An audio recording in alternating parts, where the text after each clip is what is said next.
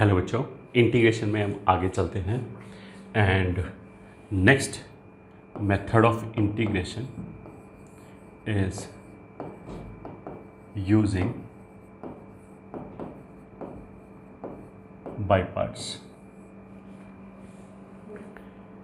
Using by parts में पहले तो हम थ्योरी देख लेते हैं।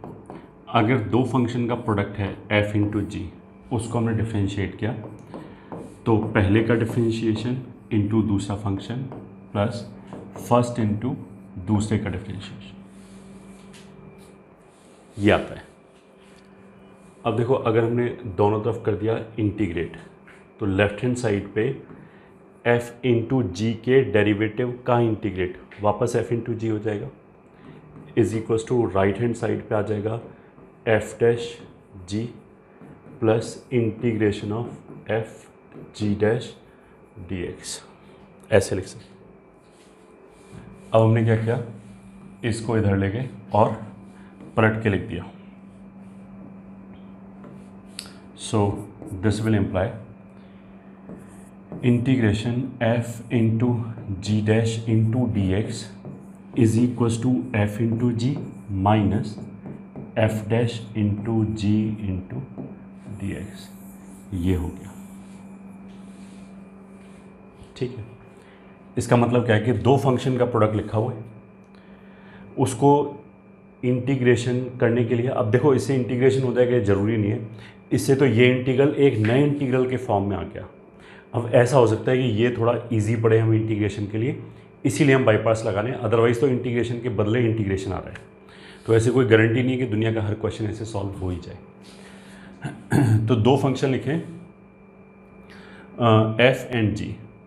अगर हम f की तरफ देखें तो इन दोनों टर्म्स में यहाँ तो f एज इट इज़ रहा जैसा लेफ्ट हैंड साइड पे था, यहाँ पे f को डिफ्रेंशिएट किया गया है। अगर हम दूसरे फंक्शन की बात करें, दूसरा फंक्शन क्या है, g डैश x है, मतलब x मैंने लिखा नहीं, ये भी f(x) लिखा है, ये भी g डैश x लिखा है। तो g डैश x यहाँ पे इंटीग्रेट होके gx हो गया है, यहाँ पे भी इंटीग्रेट होके gx हो गया है। तो अल्टीमेटली लेफ्ट हैंड साइड पे अगर दो फंक्शन का प्रोडक्ट लिखा हुआ है तो राइट हैंड साइड पे दो तरह के टर्म आएंगे, एक विद इंटीग्रेशन, एक मतलब ये इंटीग्रेशन करना है इसको फर्दर, और एक ऐसे ही विदाउट इंटीग्रेशन। तो जो विदाउट इंटीग्रेशन है उसमें क्या किया हमने, पहले फंक्शन को एज इट इज लिखा, दूसरे का इंटीग्रल लिखा। तो f को ऐसे ही लिखा, g डैश का इंटीग्रेशन लिखा या इंटीग्रल लिखा, वो आ गया gx। फिर विद इंटीग्रेशन वाले में क्या किया, पहले फंक्शन को डिफ्रेंशिएट किया, दूसरे को इंटीग्रेट किया। तो अल्टीमेटली हम ऐसे बोल सकते हैं, अगर लेफ्ट हैंड साइड में दो फंक्शन है f एंड g डैश, तो g डैश मतलब जिसको हम इंटीग्रेट कर रहे हैं वो फंक्शन इंटीग्रेट तो दोनों जगह हो रहा है, यहाँ पे भी एंड यहाँ पे भी। और जो पहला फंक्शन है वो एक जगह डिफ्रेंशिएट हो रहा है और एक जगह ऐसे लिखा जा रहा है। तो इसको हम सिंबॉलिक फॉर्म में ऐसा बोल सकते हैं।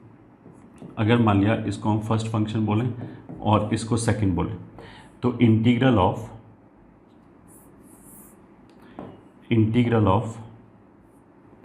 First into second will be equals to first as it is, second का integral minus integration of first का डेरिवेटिव, सेकंड का इंटीग्रल, ये हो गया। अब देखो फर्स्ट एंड सेकंड कैसे डिसाइड करेंगे, तो एक तो इस बात का सीधा सीधा सा आंसर ये है कि जो भी आगे चल के जो इंटीग्रल आ रहा है वो इंटीग्रेट होना चाहिए। फर्स्ट और सेकंड तो तुम किसी को भी बोल लो, ठीक है, फर्स्ट फंक्शन और सेकंड फंक्शन किसी को भी बोल लो, बस आगे जाके ये वाला टर्म इंटीग्रेट हो जाना चाहिए। ठीक है, अब इसमें फर्स्ट किसको बोलें, सेकंड किसको बोलें, मतलब फर्स्ट का मतलब ये नहीं कि जो पहले लिखा हो वो फर्स्ट हो गया। ठीक है, ऑफ कोर्स इसको तो हम पलट के भी लिख सकते हैं, तो पहले तो उसको भी ला सकते हैं। तो ऐसा कोई रूल नहीं कि पहले वाला फंक्शन फर्स्ट है सेकंड और दूसरे वाला फंक्शन सेकंड है। हम कोशिश क्या करेंगे कि फर्स्ट और सेकंड ऐसे डिसाइड करें कि ये आसान पड़े इंटीग्रेशन में। ठीक है, अब ये बोलने पे ऑफकोर्स हमारे दिमाग में क्या आएगा कि मेरे को कैसे पता लगेगा कौन सा आसान पड़ेगा कौन सा टफ पड़ेगा। तो उसी के लिए एक थंब रूल है। ठीक है, थंब रूल का मतलब क्या है कि इस रूल का ऐसा कोई लॉजिकल एक्सप्लेनेशन नहीं है, बस ये तो हम बोलेंगे कि मैक्सिमम टाइम पे जिन क्वेश्चंस में बाई पार्ट्स लग रहा होगा वहाँ ये काम करेगा। हर क्वेश्चन में काम करेगा कोई ज़रूरी नहीं है ये, ठीक है, बट मैक्सिमम टाइम ये काम करेगा। तो ऐसी चीज़ों को हम क्या बोलते हैं, चाइनीज़ माल है, ठीक है। लग गया तो बढ़िया है, नहीं लगा तो कोई बात नहीं, तो अपने घर गए। तो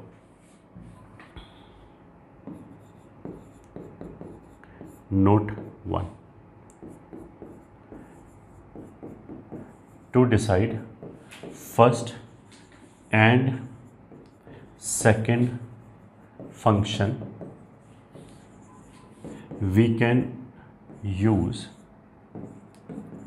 a thumb rule, ये ठीक है, usually called eyelet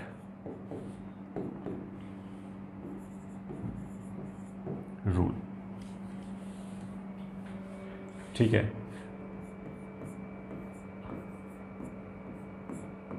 आईलेट का मतलब क्या है, आई stands for inverse function, L stands for logarithmic, A stands for algebraic, T stands for trigonometric and E stands for exponential. और इसमें ये जो है, this is preference order for first function, ठीक है। उसका मतलब क्या है कि ट्रिग्नोमेट्रिक भी है एंड लॉगरिथमिक भी है। मान लिया किसी क्वेश्चन में, तो जो पहले होगा उसको हम फर्स्ट बोलेंगे, तो लॉगरिथमिक को हम फर्स्ट बोलेंगे, ट्रिग्नोमेट्रिक को सेकंड बोलेंगे। ऐसे ही अगर इन्वर्स भी है एंड लॉगरिथमिक भी है, तो इन्वर्स को हम फर्स्ट बोलेंगे एंड लॉगरिथमिक को हम सेकंड बोलेंगे। अब देखो, जैसा मैंने बोला कि ये कोई रूल वूल नहीं है, ये तो जस्ट एक थंब रूल हो गया, ठीक है। थंब रूल मतलब कोई काफ़ी जगह काम कर जाएगा, बहुत जगह काम नहीं भी करेगा। ऐसे नहीं कि दुनिया में कोई भी क्वेश्चन लिखना है फिर हम बोलेंगे ये रूल कैसे लग गया, तो वहाँ पे सिंपल एक्सप्लेनेशन क्या होगा, ऐसा कोई रूल ही नहीं होता। थ्योरेटिकली ऐसा कोई रूल ही नहीं है। तो आगे चल के कुछ कुछ क्वेश्चन में हम उल्टा करेंगे तो भी काम चल जाएगा, तो भी इंटीग्रेट हो जाएगा। या फिर अगर दोनों फंक्शन ट्रिग्नोमेट्रिक हो गए तो उसमें हम एक को फर्स्ट बोलेंगे, एक को सेकंड बोलेंगे, तो फिर तुम बोलोगे, फिर बच्चे के दिमाग में आएगा कि हम फर्स्ट इसको क्यों बोला है, तो दोनों ट्रिग्नोमेट्रिक। तो देखो, फर्स्ट और सेकंड बोलने का सीधा सा मतलब क्या है कि जो आगे वाला इंटीग्रेशन है वो हमारा सॉल्व हो जाना चाहिए।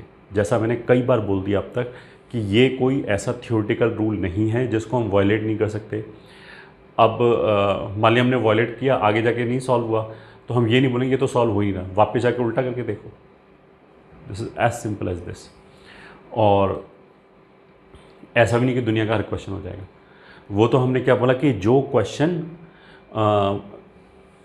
बाई पार्ट से होने वाला होगा उसके ऊपर वी कैन अप्लाई इट, ठीक है। उसके बाद भी एप्लीकेबल है नहीं है, कैसे डिसाइड करें। जैसे हम लोगों ने कि ये इसने गाइडलाइन दे दिया, बट ऐसा कोई हार्ड एंड फास्ट रूल नहीं कि इसको हम ब्रेक नहीं कर सकते।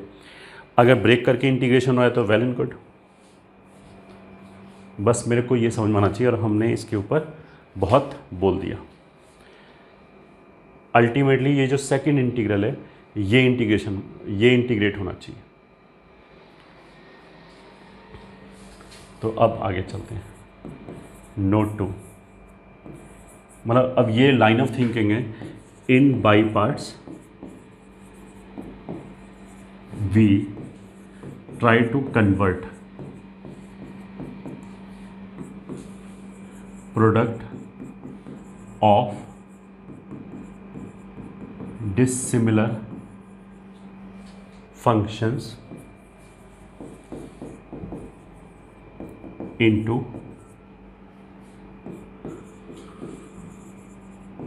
product of similar functions, ठीक है। मतलब अगेन ये कोई हार्ड एंड फास्ट रूल नहीं, this is just line of thinking. It may help you in deciding कि फर्स्ट और सेकंड किसको बोलना है, या फिर in some cases it may help you to decide कि मेरे को बाई पार्ट लगाना है या नहीं लगाना है. जो इंटीग्रेशन का क्वेश्चन होगा वो तो जैसे एक क्वेश्चन लिखा है. अब हम क्या करेंगे, सबसे पहले तो हम ये देखेंगे कि सीधा सीधा फॉर्मूला लग रहा है या नहीं लग रहा. लग गया, well and good, question easy हो गया. फिर हम देखेंगे कि सब्स्टिट्यूशन लग रहा है या नहीं लग रहा है. तो सब्स्टिट्यूशन के लिए एफ एफ डैश का यूजली हम पेयर देखते हैं. इस तरह की चीज़ होगी ये, ठीक है. अगर मान लिया वो लग गया, अच्छी बात है, वेल एंड गुड. नहीं लगा तो फिर हम सोचेंगे बाई पार्ट्स लग रहा है या नहीं लग रहा है. तो जैसा मैंने बोला कि दुनिया का ऐसा नहीं कि हर क्वेश्चन सारी मेथड से हो जाएगा. हो सकता है वो बाई पार्ट से हो रहा हो सकता है वो सब्स्टिट्यूशन से हो सकता है कि कुछ और ही कर रहे हो, उसमें 2-3 सब्स्टिट्यूशन बाद फिर उसमें बाई पार्ट्स लग रहा हो. इस तरह की चीज़ हो सकती है. अब ऐसा बोलने पे कुछ बच्चों को लगेगा यार इतना टफ है, इतनी सारी चीज़ें बार बार करके देखनी पड़ेंगी. तो इतना टफ नहीं है. ऑफकोर्स तुमसे पहले लाखों बच्चे जा चुके हैं, और इंटीग्रेशन तो बोर्ड में भी काफ़ी अच्छा आता है. तो बोर्ड में भी अगर लाखों बच्चे पढ़ लेते हैं तो तुम भी पढ़ सकते हो, आराम से पढ़ सकते हो. ऐसी कोई दिक्कत वाली बात नहीं है. अगर बोर्ड वाले बच्चों में इतना दिमाग है जो केवल बोर्ड की तैयारी कर रहे हैं, तो जो बच्चा IIT JEE की तैयारी कर रहा है वो तो ऑफकोर्स उससे नॉचेस अप है ही. इसमें क्या होगा कि काफ़ी चीज़ें तुम्हारे एक्सपीरियंस और प्रैक्टिस पे डिपेंड करता है. जैसे जैसे तुम प्रैक्टिस करोगे वैसे वैसे क्या होगा कि काफ़ी टाइम पेन उठाने से पहले ही तुम्हें पता होगा यार कौन सी अप्रोच लगेगी इसमें या कौन सी अप्रोच नहीं लगेगी. इस तरह की चीज़ें. और बहुत सब मतलब मेरे दिमाग में ये नहीं आना चाहिए कि यार मैं ऐसे करूँगा क्या, पहले मैंने बेसिक मेथड लगाया, फिर फेल हो गया तो फिर कट कर दिया, फिर दोबारा हमने सब्स्टिट्यूशन लगाया, फिर फेल हो गया तो कट हो गया. ऐसा नहीं है. ये जो मैंने बोला ना कि पहले हमने बेसिक मेथड सोचा, फिर हमने सब्स्टिट्यूशन सोचा, ये 90% कैलकुलेशन तुम्हारे दिमाग में चलेगा. तुम्हें लिखने की जरूरत नहीं पड़ेगी, दिमाग में दिख जाएगा. 1-2 स्टेप जैसी प्रैक्टिस ज़्यादा करोगे ना, 1-2 स्टेप आगे दिख जाएगा कि शायद इसमें सब्स्टिट्यूशन काम नहीं करेगा. ठीक है. तो ये इतना बड़ा कम्बरसम चीज़ नहीं है कि हम 10 मिनट तक यही डिसाइड कर रहे हैं. These things will come in your mind in seconds. ठीक है. तो do not worry about it, you will be able to do it. तो ये जो लाइन्स ऑफ थिंकिंग बोला जा रहा है, these will also help in deciding के बाईपास लग रहा है या नहीं लग रहा है. और लग रहा है मतलब ऐसा नहीं है कि ये हार्ड एंड फास्ट रूल है. मैं कई बार ये बोल चुका हूँ, it may decide also. Note 3, if question contain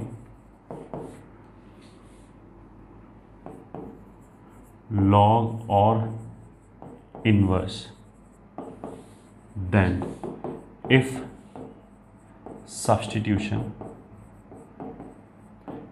is not working,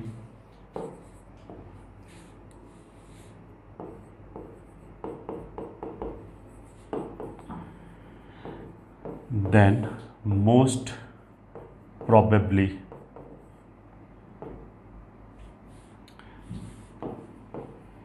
by parts will be applied. Then most probably by parts will be applied. ठीक है. सब्स्टिट्यूशन अगर इन्वर्स और लॉग का क्वेश्चन है और अगर सब्स्टिट्यूशन काम नहीं कर रहा है तो मोस्ट प्रॉब्ली बाई पार्ट लगेगा उसमें. ठीक है. ये तो इसमें बोला गया. तो लॉग और इन्वर्स देख के ही हमारे दिमाग में आना चाहिए कि शायद बाई पार्ट, अगर सीधा सीधा सब्स्टिट्यूशन नहीं है. और सब्स्टिट्यूशन नहीं है मतलब एफ एफ डैश का पेयर अगर नहीं है. तो इसमें क्या बोला गया कि बाई पार्ट की बेसिक फिलॉसफी क्या है कि डिफरेंट टाइप के फंक्शन हो गया, जैसे एल्जेब्रिक हो गया, इन्वर्स हो गया, ये डिफरेंट डिसिमिलर टाइप के फंक्शन है. एक बार बाई पार्ट लगाने पे जो राइट हैंड साइड पे इंटीग्रल आएगा, ठीक है, एक बार बाई पार्ट लगाने पे जो राइट हैंड साइड पे ये इंटीग्रल आ रहा है या ये आ रहा है, तो वो प्रॉबेबली सेम टाइप के फंक्शंस आएंगे. ठीक है. Again this is not an hard and fast rule, this is just a line of thinking. तो इन्वर्स को अगर हम डिफ्रेंशिएट करते हैं तो जैसे साइन इन्वर्स एक्स को हमने डिफ्रेंशिएट किया तो 1/√1 - x² आता है, which is a algebraic expression. ठीक है. तो अगर मान लिया मतलब अपनी तरफ से हम ये नहीं बोले कि अगर मैं ये क्वेश्चन ले लूँ, जैसा हमने बोला ना कि क्वेश्चन जो दिया जाएगा तुम्हें वो ऑफकोर्स सॉल्वेबल होगा. हम अपनी तरफ से क्वेश्चन नहीं बना सकते. मतलब ऐसा नहीं कि हम खुद क्वेश्चन लिख के फिर हम बोलेंगे ये कैसे सॉल्व हो सकता है. हो सकता है कि वो अनसॉल्वेबल हो सकता है वो इंटीग्रेबल ही ना हो. और ये हमने पहले बोल दिया था कौन सा क्वेश्चन इंटीग्रेबल है, कौन सा क्वेश्चन इंटीग्रेबल नहीं है, ये हम बता नहीं सकते. मतलब ये नहीं बोल सकते कि मैं खुद क्वेश्चन लिखूं अब फिर मैं बोलूं कि मेरे को कैसे पता लगेगा ये इंटीग्रेबल है या नहीं है. तो इसीलिए तुम्हें खुद क्वेश्चन लिखना ही नहीं है, किसी भी फ्रेंड से क्वेश्चन लेना ही नहीं है, और तुम्हें जो क्वेश्चन दिया जाएगा सॉल्व करने के लिए पेपर में या बुक्स में या फिर मॉड्यूल में, वो सॉल्वेबल हो गए, उसमें हमें शक करने की जरूरत नहीं। तो let's start with some question.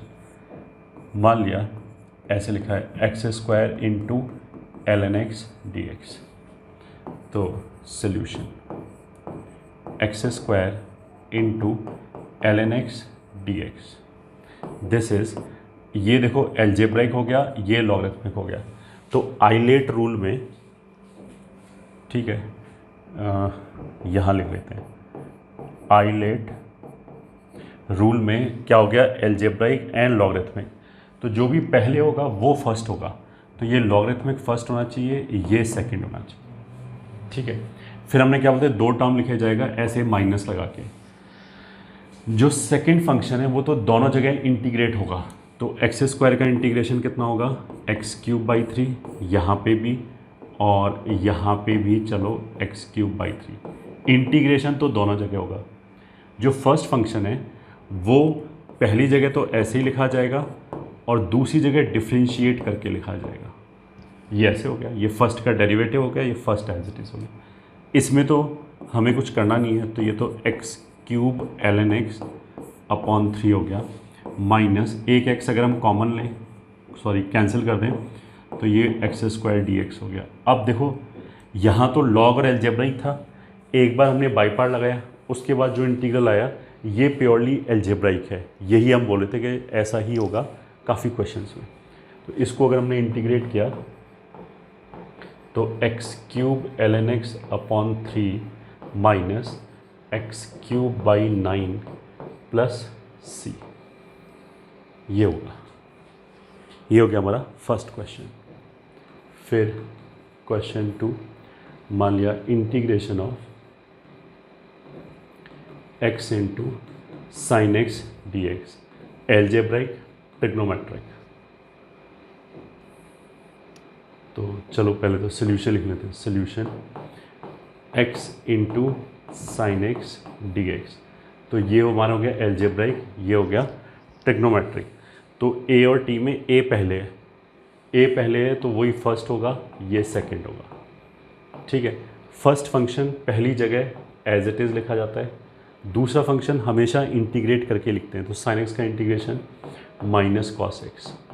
अच्छा, ये जो इंटीग्रेशन लिख रहे हैं इसमें हम प्लस सी नहीं लिखेंगे, प्लस सी तो जब हमारा बिल्कुल फाइनल स्टेप में आंसर आ गया उसके बाद जोड़ दिया, ठीक है। यहाँ पे फर्स्ट का derivative 1 and minus cos x d x, so this is minus x cos x, minus minus plus हो जाएगा, कॉस एक्स का इंटीग्रेशन साइन एक्स हो जाएगा। तो अब प्लस सी लिख दिया, ये हो गया।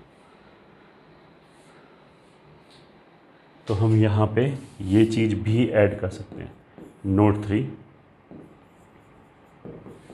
while integrating second function we need not to write arbitrary constant। ठीक है, अब कोई बच्चा बोलेगा आर्बिट्रेरी कांस्टेंट क्यों नहीं लिखा, तो फिर हम बोलेंगे भाई लिख लो, ऐसा कुछ नहीं। अगर आर्बिट्रेरी कांस्टेंट लिखोगे तो वो यहाँ पे भी प्लस सी आएगा, यहाँ पे भी प्लस सी आएगा, तो वो एक दूसरे से कैंसिल हो जाएगा। जब इसको इंटीग्रेट करके लिखेंगे तो यहाँ से जो प्लस सी वाला टर्म है और जो यहाँ से प्लस सी वाला टर्म है वो आपस में कैंसिल हो जाएगा, तो इसलिए लिखने की ज़रूरत नहीं है। ठीक है, तो ये तुम एक बार खुद करके देख सकते हो। ये हो गया हमारा क्वेश्चन 2। फिर क्वेश्चन 3, इंटीग्रेशन ऑफ, मान लिया x into tan inverse x dx। Solution x into tan inverse x dx, तो एल्जेब्राइक एंड ये इन्वर्स। तो इन्वर्स और एल्जेब्राइक में पहले कौन है, इन्वर्स, तो तो इन्वर्स को हम फर्स्ट फंक्शन बोलेंगे और इसको सेकंड बोलेंगे। तो अब तो सेकंड तो इंटीग्रेट दोनों ही जगह होगा, x²/2। पहले वाले में first function as it is आएगा tan इनवर्स माइनस, ये तो इंटीग्रेट यहाँ पे भी होगा 1/1 + x² dx, ये आ जाएगा। So this is equals to x² tan inverse x/2 minus half of, ऊपर वाले x² को लिख लिया x² + 1 - 1/x² + 1 dx। अब अगर हमने सेपरेट किया तो x² tan inverse x/2 minus half integration 1 - 1/1 + x² dx। ये तो हमने स्टैंडर्ड मैनिपुलेशन बताया था। पूरे मैथमेटिक्स में ऊपर जो वेरिएबल टर्म है नीचे भी वही वेरिएबल टर्म है। अगर ऐसा होगा तो हम न्यूमरेटर वाले वेरिएबल टर्म को हटाने की कोशिश करेंगे डिनोमिनेटर जनरेट करके, तो हमने वही किया। So this is equals to x² tan inverse x/2 minus half x minus tan inverse x plus c, ये आ गया आंसर।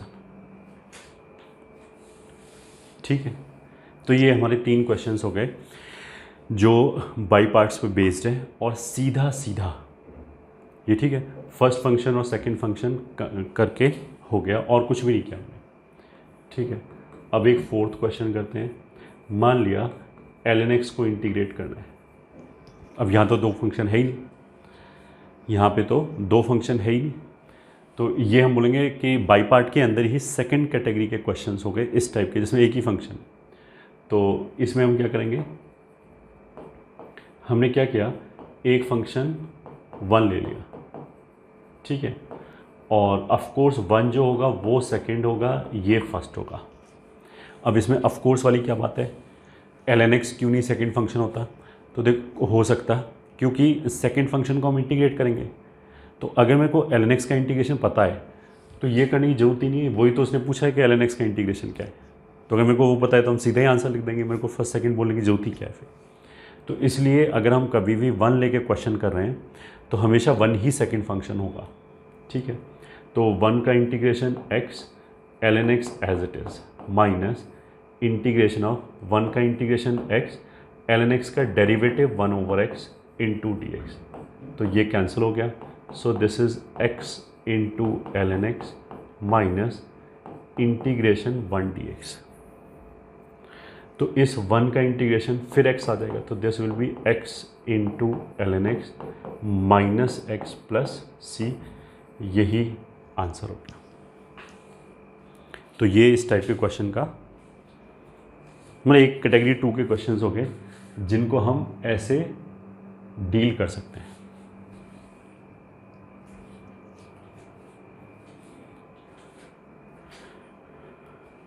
अब आगे चलते हैं। इसी कैटेगरी में एक और क्वेश्चन, मान लिया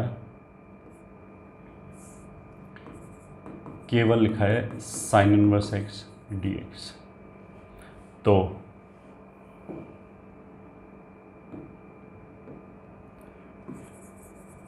सॉल्यूशन, फिर हमने क्या किया, 1 into sine inverse x into dx। So that is हमेशा 1 ही फर्स्ट होगा, सॉरी 1 ही सेकेंड होगा, दूसरे वाला फर्स्ट होगा। तो सेकेंड का integration first as it is minus second का इंटीग्रेशन फर्स्ट का derivative dx। This is equals to x into sine inverse x minus, अब देखो इस वाले केस में मेरे को x² और x देखते ही क्लिक क्या हो जाना चाहिए कि ये तो f डैश का पेयर हो गया। तो अगर हम x² को मतलब x² को अगर हम f बोलें तो 2x जो है वो f डैश आ जाएगा। तो हमने क्या किया, डिनोमिनेटर में जो 1 माइनस x² लिखा है रूट के अंदर वाली चीज़ को 1 मिनट के लिए f बोला, तो उसका एग्जैक्ट डेरिवेटिव कितना आएगा, -2x। तो हमने क्या किया, इसको ऐसे लिख लिया, माइनस को भी अंदर ले गए इसको, और -2x अपनी तरफ से लिख लिया। तो यहाँ हाफ लिखना पड़ेगा, ये हो जाएगा 1 माइनस x² की पावर हाफ dx। तो ऐसा करने से क्या होगा कि अगर ये f है तो ये f डैश हो गया। तो अब हम अपना वही शॉर्टकट मार सकते हैं कि अगर f डैश dx के साथ प्रेजेंट है, अगर f डैश dx के साथ प्रेजेंट है तो फिर f डैश को तो सॉरी अगर f डैश dx के साथ प्रेजेंट है तो उसको तो हमने dx के साथ छोड़ दिया और f को x मान के इंटीग्रेट कर लिया। तो इसको तो हमने dx के साथ छोड़ दिया, इसको x की तरह ट्रीट कर लिया, मतलब डिनोमिनेटर में x की पावर हाफ लिखा है तो न्यूमरेटर में लाएंगे तो x raise power minus half हो गया। तो x की पावर n का इंटीग्रेशन क्या होता है, x raise power n plus one upon n plus one. So this will be equals to x into sine inverse x plus half of 1 minus x square की power minus half है। ठीक है, जब इसको numerator में लाएंगे उसको integrate किया तो माइनस हाफ n की तरह काम करेगा, तो n प्लस वन कितना हो गया, हाफ। तो n plus one upon n plus one plus c, तो ये और ये कैंसिल हो जाएगा। तो अल्टीमेटली हमारा आंसर यह आया x sine inverse x plus root 1 minus x square plus c, यही हमारा आंसर है। ठीक है, तो इसको तो हम अगर हम सॉर्ट ऑफ बोलें टाइप 1, तो ये देखो टाइप 1 हो गया सीधा सीधा, जिसमें बाई पार्ट लग रहा है विदाउट दिमाग लगाए फर्स्ट सेकंड बोल के। सॉरी ये भी टाइप 1 एंड ये भी टाइप 1 हो गया। ये हमारा टाइप 2 का हो गया। ठीक है, टाइप 2 का जिसमें एक ही फंक्शन था और उसमें हमने 1 लेके किया, उस हिसाब से ये भी टाइप 2 का हो गया। ठीक है, अब हम आगे चलते हैं। Question number 5। मान लिया हमने लिया sec cube x d x, इसको हम बोलेंगे टाइप 3 है। ठीक है, इसमें एक थर्ड टाइप की अप्रोच लगेगी। तो सॉल्यूशन हमने आई मान लिया sec cube x into d x, फिर इसको हमने ऐसे लिखा sec x into sec square x d x. Sec cube x को ही हमने दो पार्ट में ब्रेक कर लिया, एक सेक लिख लिया, एक सेक स्क्वायर लिख लिया। ठीक है, अब देखो क्या है, पहला चीज़ तो अगर केवल सेक क्यूब एक्स लिखा है तो मेरे दिमाग में आएगा यार मैंने 1 क्यों नहीं लिया, 1 ले लेते हैं। तो आंसर है 1 लेके देख लो। अगर 1 लोगे तो उसके इंटीग्रेशन से x आएगा। यहाँ पे तो क्या था कि 1 के इंटीग्रेशन से x आया और साइन इनवर्स के x के डेरिवेटिव से तो यहाँ पे आया। तो ये तो kind of in by part की फिलॉसफी ही है कि हम सिमिलर फंक्शंस में कन्वर्ट करते हैं। तो ये पूरा अलजेब्रिक फंक्शन आ गया। बट यहाँ पे क्या होगा, जो ओरिजिनल क्वेश्चन है वो तो हमें दे रखा है, क्या बोलते हैं, प्योरली ट्रिग्नोमेट्रिक टर्म में। अगर मैंने 1 लेके चालू किया तो आगे जाके क्या होगा, ट्रिग्नोमेट्रिक भी आ जाएगा और उसके अंदर अलजेब्रिक भी आ जाएगा। तो मतलब हमने काइंड ऑफ उल्टा काम कर दिया। हम तो डिसिमिलर को सिमिलर में कन्वर्ट करने की कोशिश करते हैं, यहाँ तो उल्टा हो गया, सिमिलर डिसिमिलर में कन्वर्ट हो गया। तो मतलब इतना ज़्यादा सोचने की जरूरत नहीं है। 1 लो, एक आधे स्टेप आगे जाओ तो तुम्हें दिखाई दे जाएगा कि यार ये तो और ज़्यादा प्रॉब्लम हो गया। ठीक है, पहला चीज़ तो ये हो गया। अब दूसरा क्वेश्चन क्या है कि sec x into sec square x अगर लिखा हुआ है तो दोनों ही ट्रिग्नोमेट्रिक है, किसको फर्स्ट बोलें किसको सेकंड बोलें। तो था वो जो हमारा थंब रूल था, वो जो हमारा चाइनीज़ रूल था, क्या बोलते हैं, आईलेट, उसके हिसाब से तो किसी को भी बोलो। बट जैसा मैंने बोला कि वो तो एक थंब रूल है, हम क्या करेंगे, बस तुम दोनों तरफ से प्रोसीड करने की सोचो। मतलब एक बार हम ये सोचें कि इसको सेकंड लिया, अच्छा अगर मैंने किसको फर्स्ट लिया किसको सेकंड लिया, तो देखो थियोरेटिकली सेकंड तो हम किसी को ही ले सकते हैं क्योंकि दोनों ही ट्रिग्नोमेट्रिक फंक्शन है, पहली चीज़। दूसरी चीज़ ये है कि दोनों का ही इंटीग्रेशन हमें पता है। सेक स्क्वायर का इंटीग्रेशन tan x हमें पता है और सेक एक्स का integration ln mod sec x plus tan x होता है। इतना सोचते ही मेरे को क्लियर हो जाना चाहिए कि यार सेकंड तो इसको बोलना चाहिए, इसको फर्स्ट बोलना चाहिए। क्यों? क्योंकि अगर हमने सेक एक्स को सेकंड फंक्शन बोला तो उसके इंटीग्रेशन में कॉम्प्लिकेटेड एक्सप्रेशन आएगा ln mod sec x plus tan x, ऐसे आएगा। तो ln मॉड तो ये तो बहुत लॉग और उसके बाद इतना सब हमने क्या बोलते हैं क्वेश्चन में बहुत गंदगी लिया है। अभी तो प्योरली ट्रिग्नोमेट्रिक है, फिर हमने उसमें लॉग भी लिया है, ठीक है। तो आगे चल के सोच सकते हो कि यार ये तो और ज़्यादा कॉम्प्लिकेटेड हो जाएगा, तो अभी हमने ऐसे ही रखा, ठीक है। मतलब अगर तुम मैथमेटिकली बोलोगे तो this is not the logic. जब मैंने बोला कि और ज़्यादा कॉम्प्लिकेटेड हो जाएगा, तो ये कोई लॉजिक नहीं है। मैथमेटिक्स के पॉइंट ऑफ व्यू से हम बोले ना कि कॉम्प्लिकेटेड हो जाएगा इसलिए हमने नहीं किया। ये तो हम तुम्हें प्रैक्टिकल पर्पज़ के हिसाब से था कि हमारे दिमाग में ये चल सकता है। किसी किसी क्वेश्चन में बाई चांस ऐसे हो सकता है कि वो कॉम्प्लिकेटेड करके ही आंसर आ रहा हो, ऐसा भी हो सकता है, बट वो तुम्हें रेयरली क्वेश्चन मिलेगा। या हम ऐसे बोल सकते हैं हमारे लिए वो है ही नहीं, हमारे लिए हम ऐसे क्वेश्चन से टकराएंगे नहीं, हमारे लिए तो हमेशा इसी तरीके का काम कर जाएगा, ठीक है। तो पहली जगह पे first function as it is और सेकेंड फंक्शन का इंटीग्रेशन 10x, ठीक है। फिर माइनस फर्स्ट फंक्शन का डेरिवेटिव सेकेंड टू 10 ऐसे लिख लेते हैं, ये तो फर्स्ट का डेरिवेटिव आ गया, सेकेंड का इंटीग्रेशन 10 इंटू dx। तो देखो यहाँ पे सॉर्ट ऑफ वही चीज़ मेंटेन रहा कि प्योरली ट्रिग्नोमेट्रिक फंक्शन रहा, ठीक है। अब this is equals to sec into 10 minus ये जो 10 स्क्वायर आया, सेक इंटू 10 स्क्वायर को हम ऐसे लिख दें sec square minus 1 dx। This is equals to sec into 10 minus integration of sec cube x dx।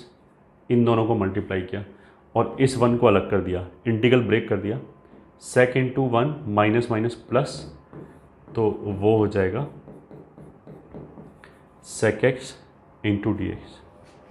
अब ये टाइप 3 क्यों है, इसमें क्या स्पेशलिटी है टाइप 3 का, वो ये है कि देखो हमने आई से चालू किया और राइट हैंड साइड पे वही इंटीग्रल आ गया जहाँ से हमने चालू किया था। सेक क्यूब एक्स के इंटीग्रल को आई बोला है और ये वापस सेक क्यूब एक्स ही बन गया, तो इसलिए इसको हम वापस आई बोल देंगे। अब ये हमें करने की जरूरत ही नहीं है, इसको तो लेफ़्ट पे ले जाओ, ठीक है। लेफ़्ट पे ले गए तो ये आ गया 2i बराबर सेक इंटू 10 और सेक एक्स का इंटीग्रेशन कितना होता है ln mod sec plus 10 plus c, ये आ गया। तो जो हमारा फाइनल इंटीग्रल आया वो कितना हो गया, half sec x into 10x plus ln mod sec x plus 10x plus c. अब अगर कोई बच्चा बोले कि सी क्यों लिख दिया, c/2 क्यों नहीं लिखा, तो सी तो आर्बिट्रेरी कांस्टेंट है, c/2 को मैंने नया सी बोल दिया, ठीक है। सी कोई एक फिक्स्ड चीज़ थोड़ा है, आर्बिट्रेरी कांस्टेंट है। पहला चीज़ तो देखो ये हो गया, ये हमारा टाइप 3 का हो गया कि हमने आई से चालू किया और राइट हैंड साइड पे आई आ गया। इसमें देखो क्या क्या चीज़ है कि अगर मान लिया मैं आई से चालू करूँ, यहाँ पे राइट हैंड साइड पे माइनस आई आ गया, तो माइनस आई को लेफ्ट पे ले आए तो वो 2i हो गया। अगर मान लिया राइट पे भी प्लस आई आ जाता, ये ठीक है, ये माइनस की बजाय मान लिया प्लस होता, तो फिर क्या होता, आई दोनों तरफ से कैंसिल ही हो जाता। अगर आई कैंसिल हो जाता तो ये श्योर बात है कि जो बचे हुए टर्म्स हैं ये दोनों, वो भी आपस में कैंसिल हो जाते, जीरो बराबर जीरो आ जाता, अगर हमने सही किया है, कोई कैलकुलेशन मिस्टेक नहीं किया है तो अगर ऐसा हो गया तो उसका मतलब क्या है कि जो भी हमने किया उसका कोई यूज़ नहीं है, वो फालतू काम था और किसी मेथड से हम ट्राई करेंगे। मतलब आई बराबर, जैसे इस वाले केस में आई बराबर, आई के टर्म्स में एक्सप्रेशन आ गया बट वो माइनस आई आया है, मतलब ऐसा नहीं कि दोनों तरफ एग्जैक्टली सेम आई आ जाए, या ये 2i आ जाता तो भी चलता, मतलब पूरा आई गायब नहीं होता अगर क्वेश्चन में से, तब तक चलेगा। तो जैसे इसमें गायब नहीं हुआ, इसमें तो जाके जुड़ गया, तो अगर राइट हैंड साइड पे i/2 आ जाए, भले ही प्लस के साथ आ जाए, तो भी आई गायब नहीं होगा, तो भी लेफ्ट हैंड साइड पे आके i/2 आ जाएगा, तो वो भी चलेगा। अगर लेफ्ट हैंड साइड पे आई है और राइट हैंड साइड पे भी i+1 कोफिशिएंट के साथ आ जाए तो वहाँ कैंसिल हो जाएगा, वो नहीं चलेगा। वो नहीं चलेगा का मतलब ये नहीं कि वो हमने कुछ गलत कर दिया, और ऐसा भी नहीं कि हम ये बोलें कि this is always true, zero बराबर zero is always valid, always true, तो ये तो कुछ बात ही नहीं है। अगर जीरो बराबर हम जीरो ले आएँ तो वो तो अगर हम किसी इक्वेशन को सॉल्व कर रहे हैं और वो हमेशा ट्रू हो जाए एक्स की हर वैल्यू के लिए, तब चलेगा। ऐसे जो किसी भी फंक्शन का इंटीग्रल होगा वो फिक्स्ड ही होगा, वो यूनिवर्सल नहीं हो सकता कि हम बोलेंगे सब कुछ आ गया इसके इंटीग्रल में। ऐसे होगा तो हम ऐसे ही खेलेंगे, बस हमने लिखा आई बराबर, हमने लिखा i+½ माइनस हाफ, ठीक है, फिर ऐसे ही आई हाफ हाफ कैंसिल कर दिया तो आई प्लस जीरो वापस आई, फिर हम ऐसे बोल देंगे आई आई कैंसिल करके जीरो बराबर जीरो आ गया, तो कुछ भी हो सकता है। ऐसे तो हम दुनिया के हर क्वेश्चन में आई बराबर आई लेंगे। तो इस टाइप का क्वेश्चन नंबर 5। एक क्वेश्चन और करते हैं, क्वेश्चन नंबर 6। मान लिया अगर हमसे बोला है कि integration of x square A square d x ये करना है,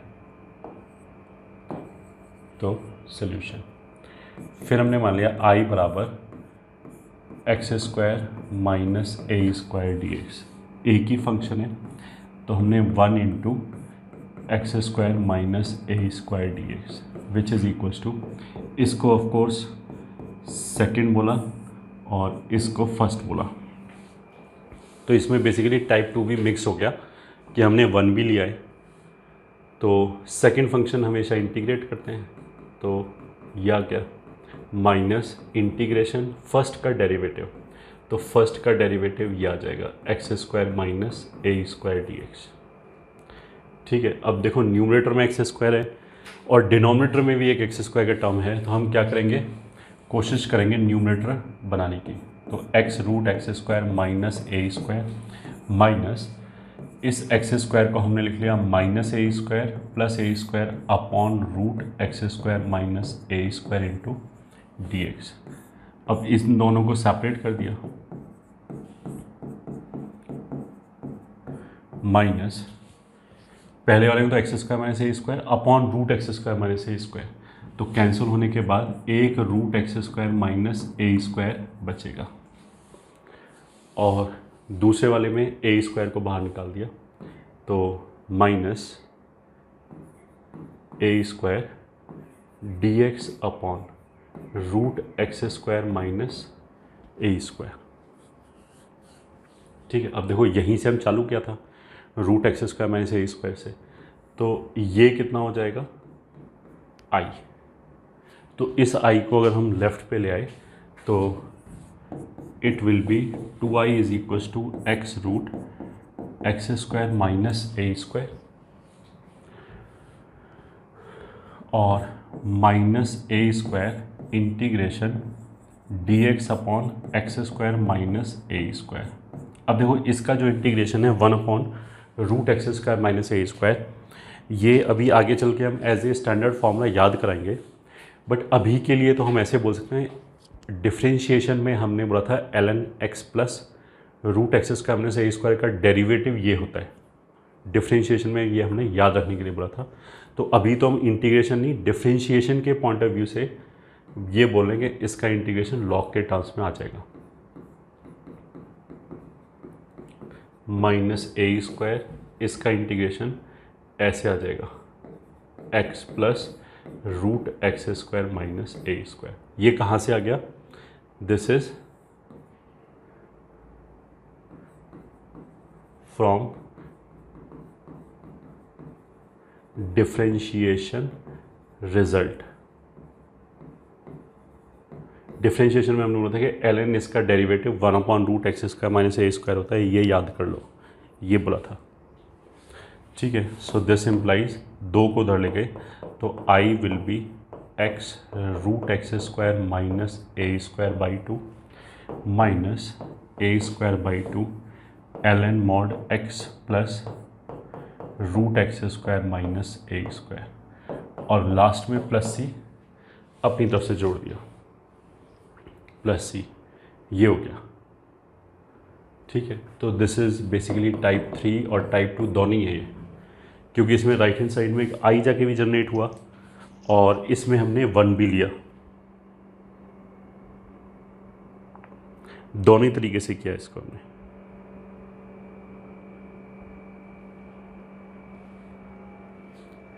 ठीक है, दिस इज क्वेश्चन नंबर 6। अब आगे बढ़ने से पहले देखो एक आध नोट लिख लेते हैं। नोट फर्स्ट,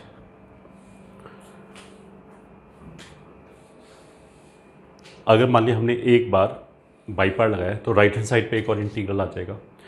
वो जो हमारा राइट हैंड साइड पे इंटीग्रल आया, उस इंटीग्रल में उसको इंटीग्रेट करने के लिए उस मतलब राइट हैंड साइड पे एक इंटीग्रल आया, उसको फिर दोबारा इंटीग्रेट करना पड़ेगा। उसको इंटीग्रेट करने के लिए हम कुछ भी यूज़ कर सकते हैं, कुछ भी यूज़ कर सकते हैं, मतलब जो यूज़ हो जाए। ऐसा नहीं कि एक बार हमने बाई पार्ट लगा दिया तो हम बाई पार्ट्स की दुनिया से बाहर नहीं जा सकते, ऐसा कुछ नहीं है। वो जो नया इंटीग्रल आ गया उस पर सीधा फॉर्मूला लग जाए, लगा दो, सब्स्टिट्यूशन लग जाए वो लगा दो, या वापस बाई पार्ट लग जाए तो वो लगा दो। वो एक हमारे लिए फ्रेश क्वेश्चन हो गया, उसका पुराने क्वेश्चन से कोई मतलब नहीं है, ठीक है, वो तो एक नया क्वेश्चन हो गया। तो नोट 1 क्या है, आफ्टर अप्लाइंग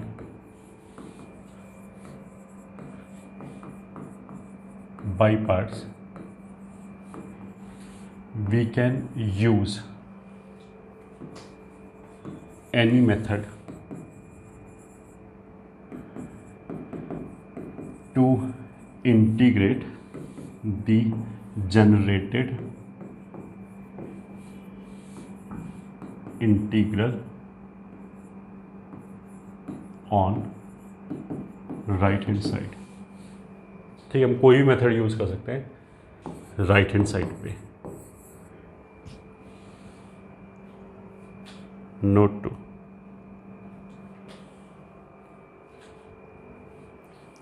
अगर मान लिया हमने एक से ज़्यादा बार बाई पार्ट लगाया, ठीक है, तो देखो किसी किसी क्वेश्चन में क्या होगा कि अगर दो फंक्शंस दे रखे हैं तो हम किसी को भी फर्स्ट और सेकंड मान के कर सकते हैं, आगे क्वेश्चन हो जाएगा।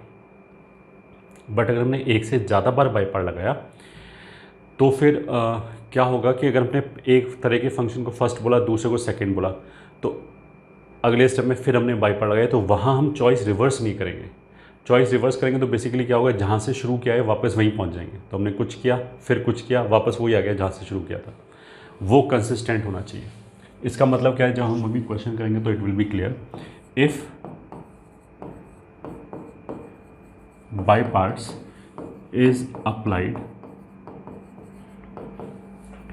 ट्वाइस, देन choice of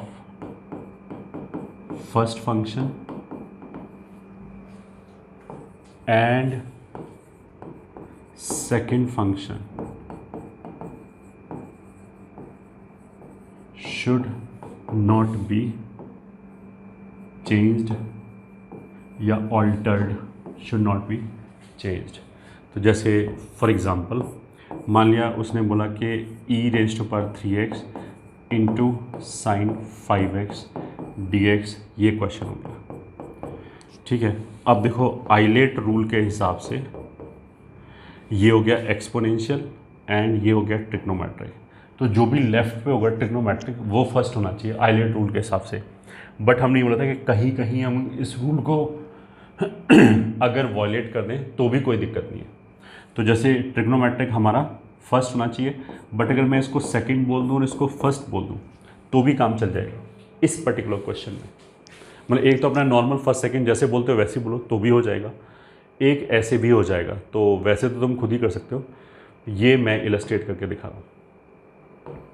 तो first function as it is, दूसरे वाले का इंटीग्रेशन, तो साइन 5x का इंटीग्रेशन कितना हो जाएगा, cos 5x upon coefficient of x से डिवाइड कर दिया -5, यहाँ पे हो जाएगा माइनस e⁻³ का डेरिवेटिव हो जाएगा 3 into e⁻³ into minus cos 5x upon 5 बाहर लिख दिया dx, या गया। अब देखो ये फिर वही आ गया, एक ट्रिग्नोमेट्रिक फंक्शन है और एक एक्सपोनेंशियल फंक्शन है। तो यहाँ पे जो हमने चॉइस रखा था कि एक्सपोनेंशियल को फर्स्ट बोला था, तो यहाँ पे भी हम उसी के साथ कंसिस्टेंट रहेंगे। एक्सपोनेंशियल को ही फर्स्ट बोला और इसको सेकंड बोला। अगर मैं उल्टा बोल दूँ तो क्या होगा, अगले स्टेप में जो इंटीग्रल और एक टर्म जनरेट होगा वो टर्म तो इसको कैंसिल कर देगा और जो इंटीग्रल जनरेट होगा वो यही होगा, तो हम वापस वहीं पहुँच गए। तो अगर यहाँ पे पहले e⁻³ को फर्स्ट बोला तो यहाँ पे भी फर्स्ट बोलेंगे। So this will be equals to ये टर्म, वो तो हो गया e⁻³ into cos 5x whole divided by 5, फिर ये वाला term plus 3/5। First function e⁻³ को कुछ नहीं किया, सेकंड को इंटीग्रेट किया, तो वो आ जाएगा साइन 5x अपॉन 5 माइनस, फिर फर्स्ट को डिफ्रेंशिएट किया तो 3 e⁻³ और ये आ जाएगा साइन 5x अपॉन 5 dx, ये आ गया। ठीक है, अब देखो यहीं से चालू किया था, ठीक है, यहाँ से चालू किया था, तो इस इंटीग्रल को हम I बोलते हैं। ठीक है, अभी वैसे मैंने बोला था कि अगर हम यहाँ से चॉइस को रिवर्स कर दें तो जो अगला इंटीग्रल आएगा वो वापस वही आ जाएगा जहाँ से चालू किया था। ठीक है, उसमें और इसमें अंतर क्या है कि अगर हम चॉइस को रिवर्स करके करेंगे तो क्या होगा, बाकी सारा टर्म कैंसिल हो जाएगा और एग्जैक्टली I बराबर I आ जाएगा। तो that is of no use. यहाँ पे I बराबर I नहीं आया, यहाँ पे I का कोफिशिएंट अलग है। अगर तुम ये देखोगे तो ये तो सॉल्व होगा ऐसे ही। So this is I is equal to minus e raised पर 3x into cos 5x upon 5 plus यहाँ से आ जाएगा 3 अपॉन 25 ई रेस्ट पर 3x into sine 5x minus 9/25 I। तो इस टर्म को लेफ्ट पे भेज दो।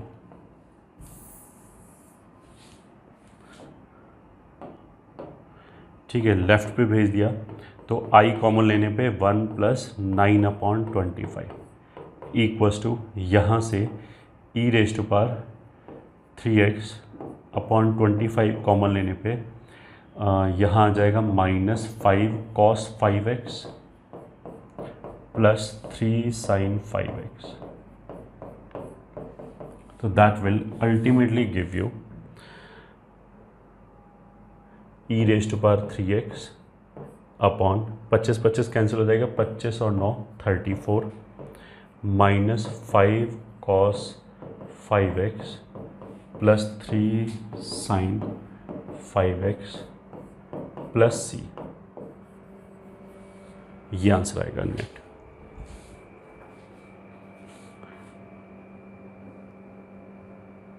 This will be the net answer.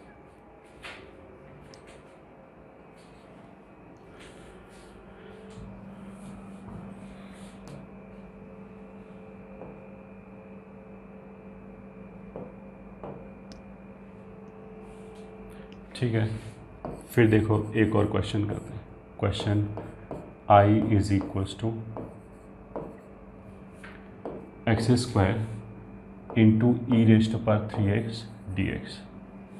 ठीक है, फिर अपना वही आइलेट रूल। तो इसमें कौन कौन है, एक्सपोनेंशियल है एंड एल्जेब्राइक है। तो ऑफ कोर्स जो पहले होता है एल्जेब्राइक वो फर्स्ट होगा, एक्सपोनेंशियल सेकंड होगा।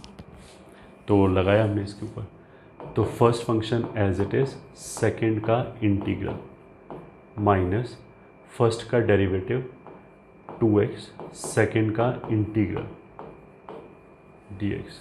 या क्या, अब ये जो फंक्शन आया ये वापस वैसे ही आ गया, एक एल्जेब्राइक है एक एक्सपोनेंशियल है। तो फिर एल्जेब्राइक को फर्स्ट और इसको सेकंड बोला, फिर यही चीज़ अप्लाई किया। So this is equals to x² into e raised पर 3x/3 minus 2/3 first as it is, second का इंटीग्रल माइनस फर्स्ट का डेरिवेटिव सेकंड का इंटीग्रल, या क्या, which is equals to x² e raised पर 3x/3 minus 2/9x into e raised पर 3x minus minus plus e raised पर 3x का derivative हो जाएगा ई रेस्ट पर 3x अपॉन 3। तो 1 3 2 3 3 3, तो 2/27 प्लस c, ये आंसर आ जाए। अगर हम इस क्वेश्चन को गौर से देखें कि इस क्वेश्चन में अल्टीमेटली हुआ क्या, तो इस क्वेश्चन में जो एल्जेब्राइक टर्म है x² और एक एक्सपोनेंशियल टर्म है। एक्सपोनेंशियल टर्म जो ई रेस्ट पर 3x है उसमें तो क्या है, उसको डिफरेंशिएट कर लो, इंटीग्रेट कर लो, हमेशा ई रेस्ट पर 3x ही रहेगा। एल्जेब्राइक टर्म में x² में क्या है, उसको जब हमने डिफरेंशिएट किया तो उसका पावर कम हो गया। तो जब हमने 2 बार उस पर बाई पार्ट लगाया तो वो पहले x² से x में कन्वर्ट हुआ, फिर x से कांस्टेंट में कन्वर्ट हुआ। तो v जिसे बोलते हैं गॉट रिड ऑफ इट। ठीक है, वो ख़त्म हो गया डिफरेंशिएट हो के, और दूसरे वाले में कोई फ़र्क नहीं पड़ता, उसको डिफरेंशिएट करो इंटीग्रेट करो, वो तो हमेशा ई रेस्ट पर 3x रहेगा। तो ये एक काइंड ऑफ मेथड हो गया। ठीक है, अब तुम इसको ऐसे सोचो कि क्वेश्चन 1, अगर मान लिया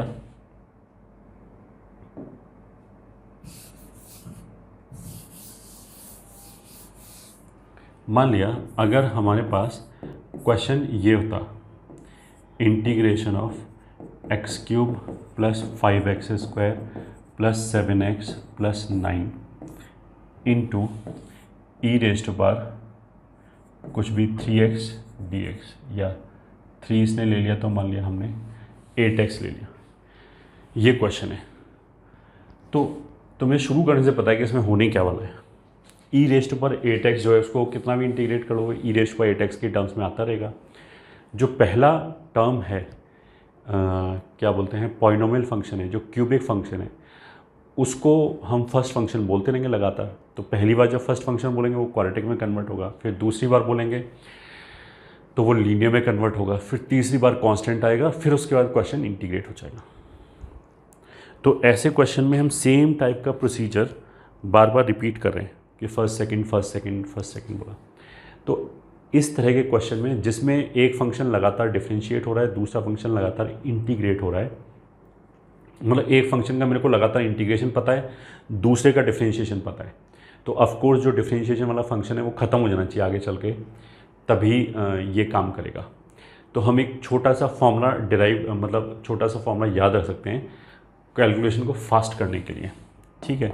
वो फॉर्मूला क्या है, अगर हमें लगातार बाई पार्ट्स लगाना है तो मान लिया first function into second function, इसको इंटीग्रेट करना है, तो हम देखो ऐसे करेंगे, फर्स्ट फंक्शन और सेकेंड का इंटीग्रल, यही आता है हमेशा बाई पार्ट में आता है माइनस इंटीग्रेशन ऑफ समथिंग। तो अगर मेरे को एक फंक्शन को लगातार डिफरेंशिएट करना है, दूसरे को लगातार इंटीग्रेट करना है, तो व्हाट आई कैन डू कि फर्स्ट ऐसे लिखा, सेकंड को इंटीग्रेट, मतलब फर्स्ट से चालू होगा, फिर हमने क्या किया, ऑल्टरनेट प्लस माइनस साइन लगाया और एक फंक्शन को लगातार डिफरेंशिएट करते रहे, दूसरे को लगातार इंटीग्रेट करते रहे, जब तक डिफरेंशिएशन वाला ख़त्म ना हो जाए।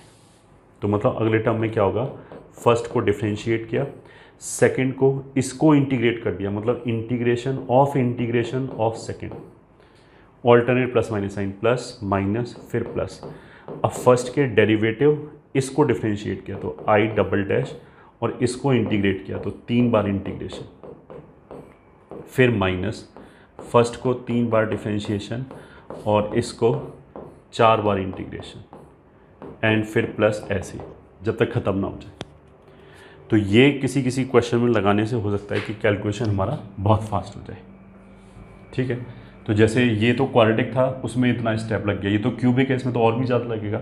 बट अगर हम ये अप्लाई करें तो ऐसे करेंगे, पहला function as it is x cube plus 5x² plus 7x plus 9, और दूसरे का इंटीग्रेशन, तो ई रेज़्ड पावर 8x/8 ये हो गया, फिर माइनस, ये वाला माइनस, ऑल्टरनेट प्लस माइनस आता है, इसको डिफरेंशिएट कर दिया तो यहीं डिफरेंशिएट कर दिया 3x² प्लस 10x प्लस 7, और इसको यहीं इंटीग्रेट कर दिया तो ई रेज़्ड पावर 8x/8², फिर प्लस इसको फिर डिफरेंशिएट कर दिया तो 3x² प्लस 10x प्लस 7 को डिफरेंशिएट किया तो 6x प्लस 10, इसको इंटीग्रेट किया तो ई रेज़्ड पावर 8x/8³, फिर माइनस, इसको डिफरेंशिएट किया 6, फिर इसको इंटीग्रेट किया तो ई रेज़्ड पावर 8x/8⁴।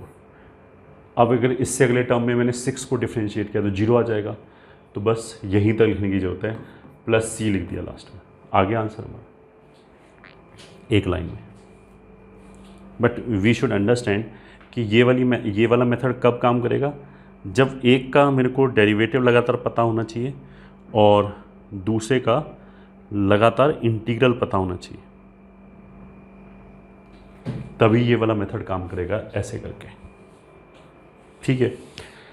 दूसरा, जो इंटीग्रेशन है वो तो फर्स्ट टर्म से ही चालू हो जाएगा, डिफरेंशिएशन सेकंड टर्म से चालू होगा, फर्स्ट में नहीं। वो तो तुम ऐसे भी सोच सकते हो कि जब बाई पार्ट लगाते हैं तो एक विदाउट इंटीग्रेशन आता है, एक विद इंटीग्रेशन आता है।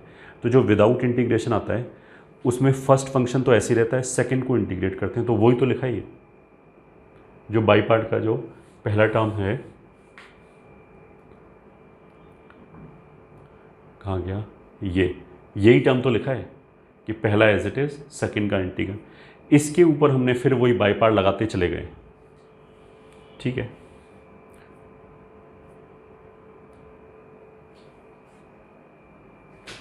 तो एक और क्वेश्चन लिख लेते हैं ऐसे। अगर मान लिया क्वेश्चन ऐसे लिखा है कि x square plus 5x plus 7 into sine 3x into d x, तो इसका आंसर भी ऐसे लिख सकते हैं, ये फर्स्ट आएगा, ये सेकंड। तो पहली बार में तो first function as it is, second का इंटीग्रेशन, तो साइन 3x का इंटीग्रेशन कितना हो जाएगा, माइनस कॉस 3x अपॉन 3। देखो इंटीग्रेशन और डिफरेंशिएशन वाले ब्रैकेट को अलग अलग रखा, क्योंकि जो ब्रैकेट के अंदर आएगा उसी को हम वापस डिफरेंशिएट करेंगे और इस पूरे को इंटीग्रेट करेंगे साइन सहित, इंक्लूडिंग साइन। और ये जो बाहर प्लस माइनस साइन चल रहा है वो अल्टरनेट अलग चल रहा है। तो पहला टर्म प्लस के साथ ही आएगा हमेशा, दूसरा माइनस के साथ।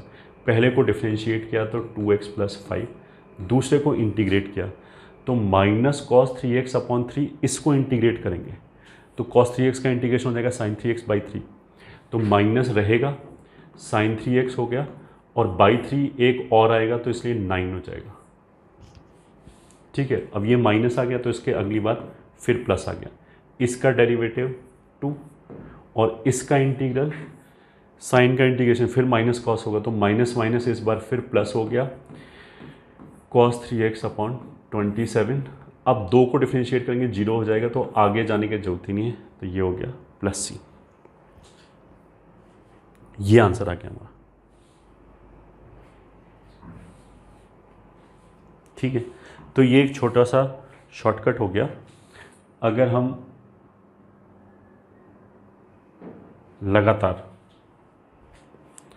एक जैसा प्रोसेस अगर हमें बार बार करना है तो उसके लिए क्वेश्चन हो गया।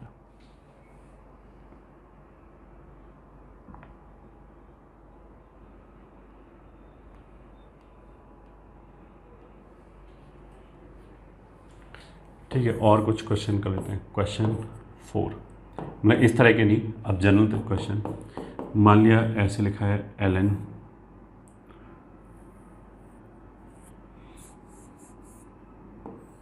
हाँ चलो x square into ln cube x d x, मान लिया यही लिखा है। तो आइलेट रूल के हिसाब से एल्जेब्राइक और लॉगरिथमिक हो गया, तो लॉगरिथमिक को फर्स्ट बोलेंगे, इसको सेकंड बोलेंगे। तो दिस इज इक्वल्स टू, इसको सेकंड का integral x cube by 3 into first का डेरिवेटिव, सॉरी पहली बार में तो फर्स्ट एज इट इज़ आ रहा है। देखो ये वाला फंक्शन नहीं लगा रहे हैं, ये वाला क्वेश्चन मतलब ये वाली तरीका नहीं लगा रहे हैं, तो सीधा सीधा कर रहे हैं। माइनस ये हो जाएगा एक्स क्यूब बाई 3 और ln क्यूब का डेरिवेटिव हो जाएगा 3 ln square x into 1/x into d x. ये वाला तरीका क्यों नहीं लगा रहे हैं, इसमें तो देखो जिस फंक्शन को हम इंटीग्रेट कर रहे हैं, जैसे ये इंटीग्रेशन हो रहा है, एंड जिसको डिफरेंशिएट करें वो सेपरेट है बिल्कुल।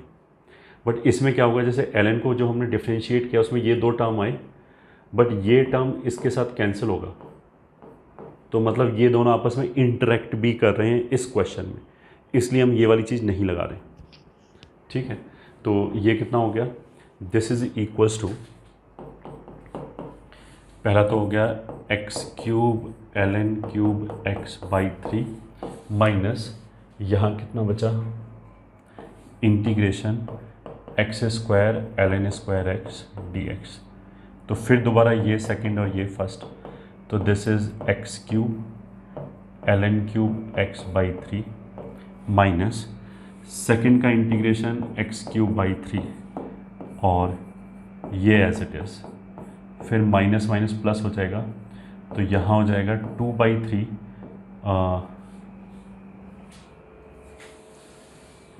Integration x cube, ln square का डेरिवेटिव आएगा 2, तो ये आ गया ln x into 1/x into d x.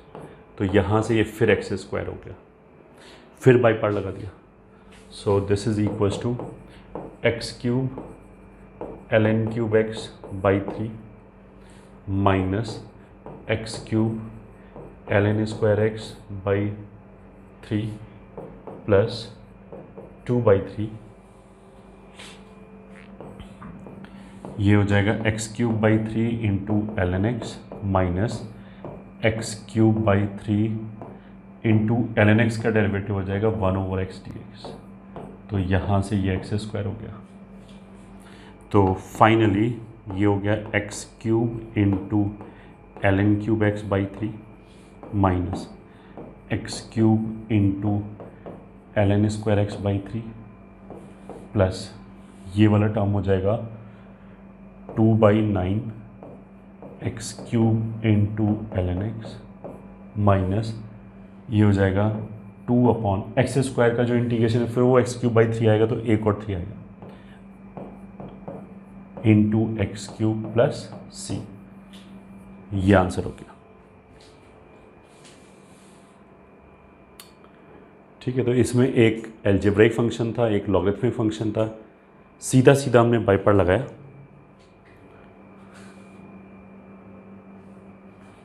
और ये आंसर आ गया।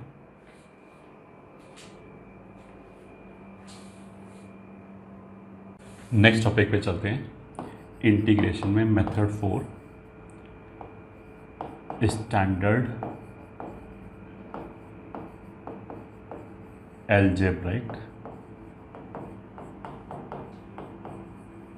इंटीग्रल्स।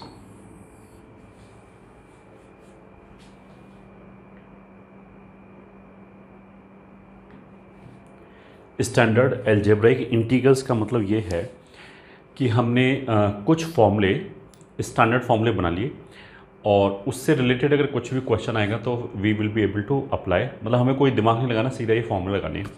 अगर इस कैटेगरी का क्वेश्चन आ जाए, किस कैटेगरी का क्वेश्चन आ जाए, इस जो भी अभी हम फॉर्मूले का लिस्ट लिखाने वाले हैं उसमें हम किस किस तरह के फंक्शंस कर सकते हैं इंटीग्रेट, तो वो हो गया रूट क्वाड्रेटिक, 1/क्वाड्रेटिक एंड 1/रूट क्वाड्रेटिक। अगर उसमें क्वाड्रेटिक चाहे कुछ भी हो, इस तरह के फंक्शंस को हम हमेशा ही इंटीग्रेट कर पाएंगे। तो पहले तो मैं फॉर्मूला लिख देता हूँ, then I will give you the idea कि वो प्रूफ कैसे हुआ। ठीक है, तो first is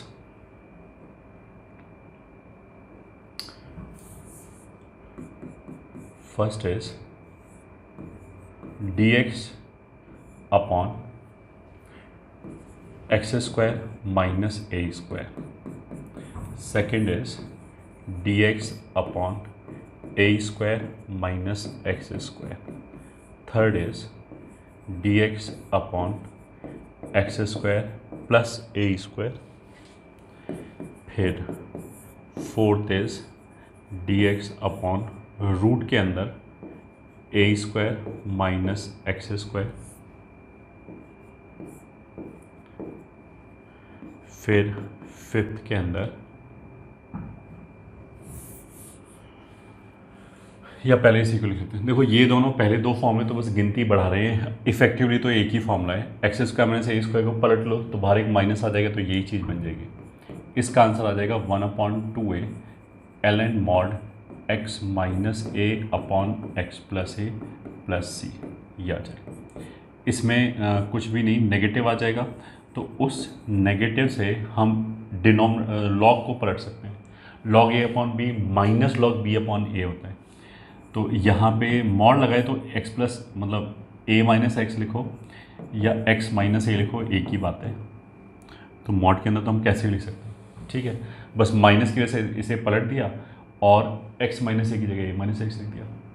x minus a ही लिखा रहने दें तो भी चल जाएगा, कोई दिक्कत नहीं। इसमें क्या होगा, a² को अगर हम बाहर निकालें तो tan इनवर्स वाला फॉर्मूला बन जाएगा।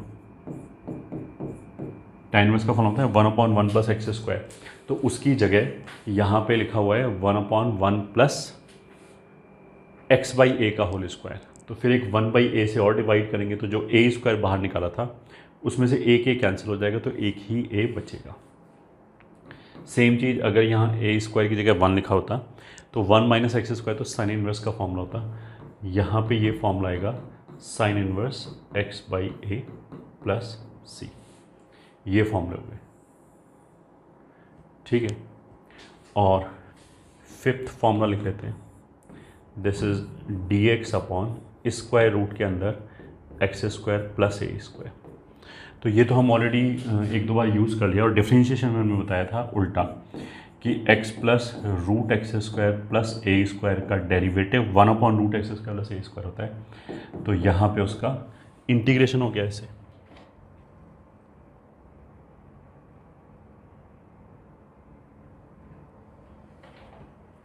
ठीक है, ये हो गया हमारा 5th पार्ट।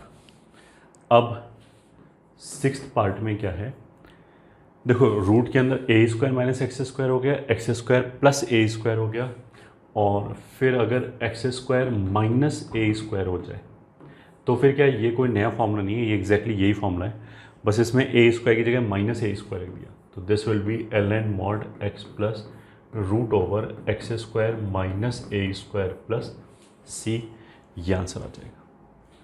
ठीक है, तो पहले जो 3 फॉर्मूले हैं वो बेसिकली 1 अपॉन क्वाड्रेटिक को हैंडल कर लेंगे। अगले जो 3 फॉर्मूले हैं वो हो गए 1 अपॉन रूट क्वाड्रेटिक। अगले जो अब 3 फॉर्मूले आएंगे 7, 8, 9, वो बेसिकली क्या आ जाएगा, न्यूमरेटर में रूट क्वाड्रेटिक। तो न्यूमरेटर में ऐसे हो सकता है a square minus x square, 8th formula हो गया x square plus a square d x, and 9th formula हो गया integration x square minus a square d x. इन तीनों फॉर्मूले में, ये दिखने में फॉर्मूले बड़े बड़े हैं बट इनका स्ट्रक्चर एक जैसा है, तो हमें याद रखने में आसानी होगी। तीनों में क्या है, x by two x by two x by two लिखा, फिर यही टर्म एज इट इज़, तो x square minus a square root x square minus plus है तो ये प्लस हो गया, यहाँ ए स्क्वायर माइनस एक्स, ये तीनों एक जैसे हैं। उसके बाद ए स्क्वायर बाई टू लिखा विद साइन, तो जैसे यहाँ ए स्क्वायर प्लस के साथ लिखा है तो ए स्क्वायर बाई टू, यहाँ पे भी प्लस के साथ लिखा है तो ए स्क्वायर बाई टू, यहाँ माइनस के साथ लिखा है तो minus a square by two, ये 3 हो गया। इसके साथ जो टर्म लिखा जाएगा वो एग्जैक्टली वही टर्म लिखा जाएगा जब ये टर्म डिनोमिनेटर में होता तब जो फॉर्मूला आता, मतलब root a square minus x square का फॉर्मूला क्या है, sine inverse. Root x square plus a square का फॉर्मूला क्या है, ये एल एन। तो ये डिनोमिनेटर वाला ही टर्म लिख लिया, यहाँ पे आ जाएगा sine inverse x by a plus c, यहाँ आ जाएगा l n mod x plus denominator वाला जो फॉर्मूला है, मतलब अगर ये टर्म डिनोमिनेटर में होता तब जो टर्म आया वो टर्म, यहाँ l n x plus root over x square minus a square plus c. ये 9 फॉर्मूले हो गए which you are suppose to memorise, और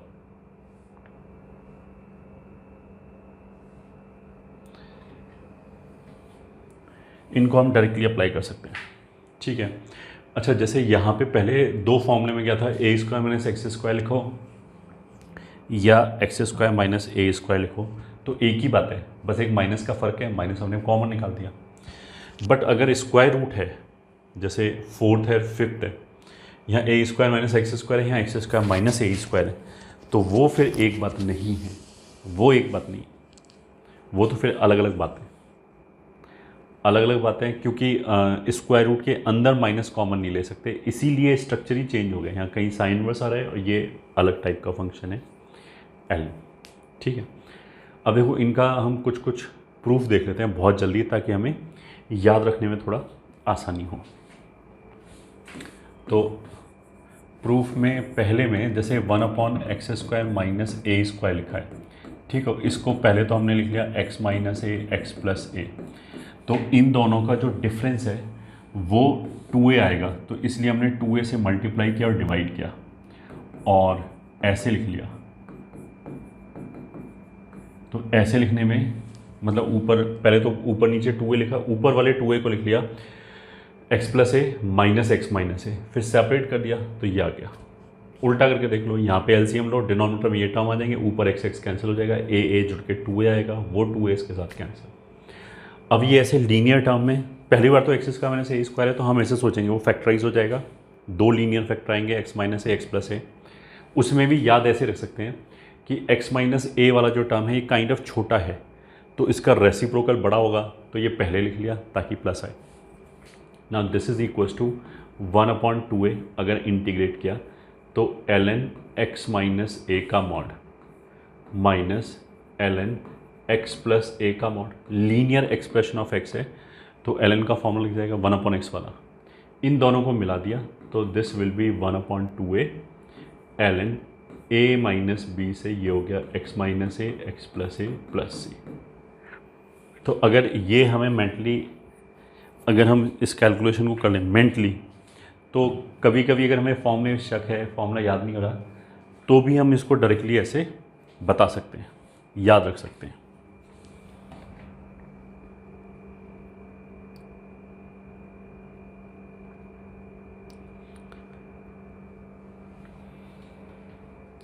ये तो पहला फॉर्मूला हो गया। जो दूसरा फॉर्मूला है ये वाला, इसमें तो कुछ बताने लायक है नहीं, इसको तो पलट लो। तीसरा फॉर्मूला tan इनवर्स वाला हो गया, वो भी वैसे हमने प्रूफ तो बता दिया था। जैसे dx/x² प्लस a² है तो a² को बाहर निकाल दिया तो ये हो गया dx/1 प्लस x/a का होल स्क्वायर। अगर ये x² होता तो स्टैंडर्ड फॉर्मूला जाता है tan इनवर्स x। तो यहाँ लीनियर एक्सप्रेशन ऑफ x है तो इसलिए वही फॉर्मूला अभी भी लग जाएगा tan inverse x/a upon 1/a। अब इस 1/a की वजह से क्या होगा, a कम हो गया, इसलिए ये आ गया 1/a tan inverse x/a plus सी। ठीक है, अब देखो अगर ये समझ में आया तो ये वाला जो फॉर्मूला है dx/√a² माइनस x², क्योंकि tan इनवर्स का डिफरेंशिएशन 1/1 प्लस x² होता है, तो अगर x² प्लस a² है तो इसलिए tan इनवर्स पिक्चर में आया। साइन इनवर्स का डेरिवेटिव 1/√1 माइनस x² होता है तो इसलिए ये वाला पिक्चर में है। तो ये एग्जैक्टली ऐसा ही है, a² बाहर निकालो तो यहाँ पे a ही बाहर निकलेगा स्क्वायर रूट की वजह से। और जैसा tan इनवर्स के फॉर्मूले में ये 1/a आया तो यहाँ से a कैंसिल हो गया, दूसरा a बच गया। इस वाले केस में वो a ही बाहर आया है तो वही कैंसिल हो जाएगा, तो sine inverse x/a upon 1/a plus c, तो ये पूरा ही कैंसिल हो गया। तो केवल साइन इनवर्स बचा, इसमें बाहर 1/a इसलिए नहीं आया स्क्वायर रूट की वजह से। तो देख लो साइन इनवर्स में 1/a नहीं है, यहाँ 1/a आ रहा है। नाउ इस तरह का कन्फ्यूज़न नहीं होना चाहिए कि साइन इनवर्स में था या उसमें था। वो तो तुम ऐसे सोच सकते हो कि यहाँ से a² कॉमन निकाला, यहाँ से a² कॉमन निकाला, एक जगह a² आएगा एक जगह a आएगा, तो जहाँ a² आएगा वहाँ एक a बचा रहेगा, दूसरी जगह नहीं आएगा 1/a की वजह से। ठीक है, ये हो गया। ये जो तीन फॉर्मूले हैं, ये वाले जो तीन फॉर्मूले हैं, ये बाई पार्ट से कर सकते हैं। एक हमने क्वेश्चन कराया भी था कि 1 इंटू ऐसे लेके बाई पार्ट से कर सकते हैं। उसके बाद अब क्या बच जाता है, ये दो फॉर्मूले बच जाते हैं, 1/√x² प्लस a² और 1/√x² माइनस a²। इनका जो कैलकुलेशन है, इनका जो मतलब प्रूफ है, इसमें एक तो देखो हम ट्रिग्नोमेट्रिक सब्स्टिट्यूशन लगा सकते हैं।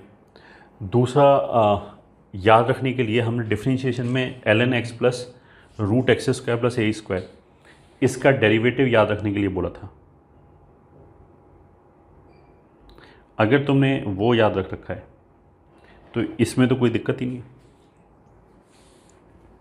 ठीक है, तो इन फॉर्मूलों को अच्छी तरह, कहने का मतलब क्या है, याद करो, मेमोराइज। इनका प्रूफ भी आगे चल के जब हम अभी ट्रिग्नोमेट्रिक सब्स्टिट्यूशन पढ़ाएंगे उसके बाद you will be able to do it yourself. ठीक है, तो नोट क्या है, using these formula we will be able to integrate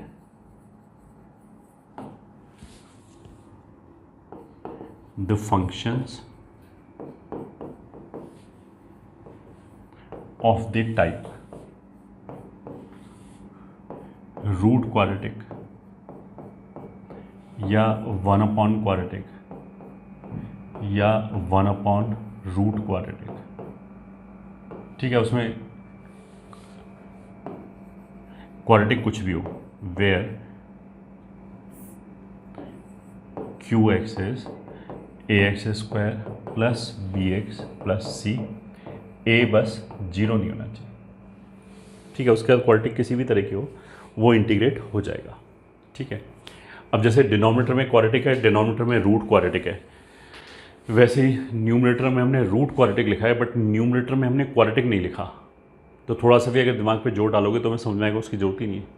अगर न्यूमरेटर में मान लिया a x square plus b x plus c लिखा है, इसका इंटीग्रेशन करने के लिए बोला जाए तो वो तो कोई भी बच्चा कर देगा, एक्स एच पाइन का फॉर्म लगा के, ये तो एक्स क्यूब बाई 3 हो जाएगा, एक्स स्क्वायर बाई 2 हो जाएगा, यहाँ पे एक्स आ जाएगा। तो कोई इस तरह के फॉर्मूले हमने पढ़ाने की जरूरत नहीं, वो तो पहले से ही आता है, इसलिए हमने न्यूमरेटर में नहीं लिखा। अब कुछ क्वेश्चन कर लेते हैं। Question 1, integrate D x upon x square plus 4x plus 7। तो इसमें तो क्या है, x square plus minus a square की फॉर्म में लाना है और परफेक्ट स्क्वायर बनाओ हर जगह। तो अगर क्वाड्रेटिक है तो परफेक्ट स्क्वायर बन ही जाएगा हमेशा। तो D x upon x square plus 4x को देख के एक्स प्लस 2 का होल स्क्वायर प्लस, तो यहाँ से एक्स स्क्वायर आएगा प्लस 4x आएगा प्लस 4 आएगा और 7 चाहिए, तो 3 बच गया। कौन सा फॉर्म लगेगा, 1 upon x square plus a square वाला, ठीक है। अच्छा, एक बच्चों को ये डाउट हो सकता है, जैसे ए स्क्वायर जो है वो एक कांस्टेंट है। अब कोई बच्चा बोलेगा अगर कांस्टेंट है तो ए स्क्वायर क्यों लिखा है, ए लिख देते। जैसे एक्स कांस्टेंट है, सॉरी एक्स वेरिएबल है, तो एक्स में तो ये फर्क पड़ता है कि हमने एक्स लिखा है एक्स स्क्वायर लिखा है। बट अगर कोई कांस्टेंट लिखा है, मान लिया 2 स्क्वायर लिखा है, तो 2 स्क्वायर लिखने के पीछे लॉजिक क्या है, सीधा 4 ही लिख दें, ठीक है। तो यहाँ पे हमने ए स्क्वायर क्यों लिखा है, उसके पीछे लॉजिक ये है, मेरे को ए स्क्वायर लिखने से ये पता लग गया कि इसके बीच में प्लस का ही साइन आएगा, ठीक है। अब जैसे अगर मैं मान लिया ऐसे लिख दूँ 1 अपॉन एक्स स्क्वायर प्लस के, ठीक है, मान लिया मैं ऐसे लिख दूँ। अब मैं बोलूँ कि इसमें कौन सा फॉर्मूला लगाएंगे। देखो ऑफलाइन में जब हम ये क्वेश्चन पूछते हैं तो बहुत सारे बच्चे इसमें क्या बोलते हैं कि ये वाला फॉर्मूला लगेगा tan इनवर्स वाला, बट ऐसा बता ही नहीं सकते, वो तो के की वैल्यू पे डिपेंड करेगा। अगर के पॉजिटिव है तब तो इस के को हम लिख सकते हैं रूट के का होल स्क्वायर, तब तो ये tan इनवर्स वाला फॉर्मूला लग गया।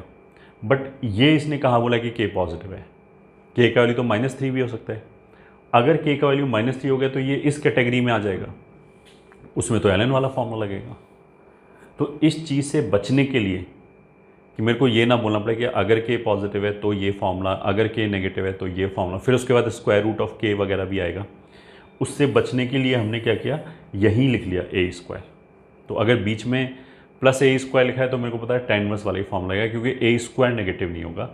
ऑफकोर्स एक्स और ए दोनों रियल नंबर है, रियल नंबर की ही बात चल रही, ठीक है।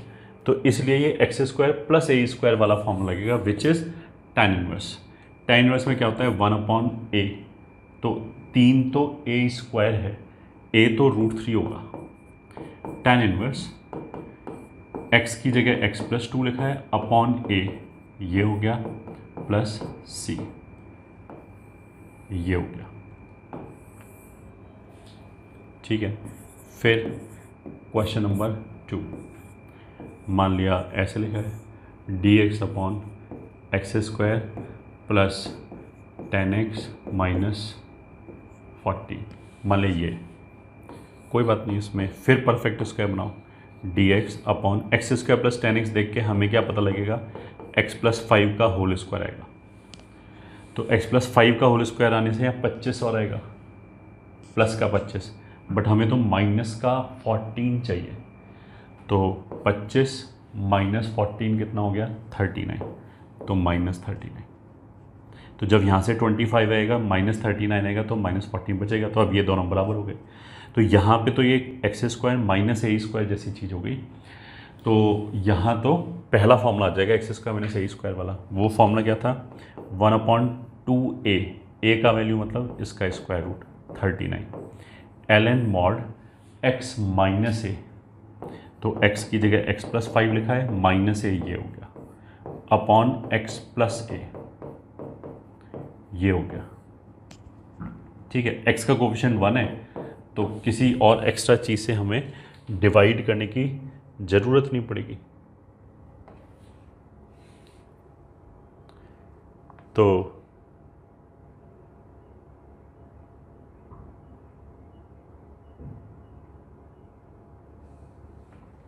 ये आंसर आ गया, ठीक है, ये आंसर आ गया। फिर दिस वॉज क्वेश्चन नंबर 2।